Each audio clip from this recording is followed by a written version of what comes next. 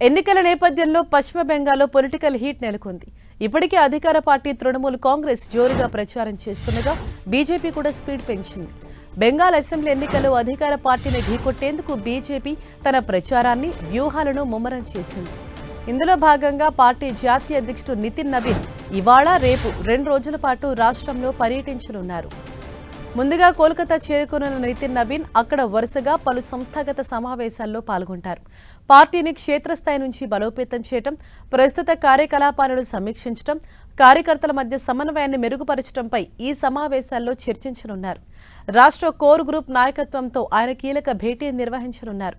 ప్రస్తుత రాజకీయ పరిణామాలను అంచనా వేయడంతో పాటు అభ్యర్థుల ఎంపిక, ప్రచార ప్రణాళికలు, ఓటర్లను ఆకట్టుకునేలా చేపట్టాల్సిన కార్యక్రమాలపై దిశానిర్దేశం చేయనున్నారు. పశ్చిమ బెంగాల్లో తన పట్టును మరింత పెంచుకోవాలని భావిస్తున్న బీజేపీకి నితిన్ నబీన్ పర్యటన అత్యంత ప్రాధాన్యత సంతరించుకుంది.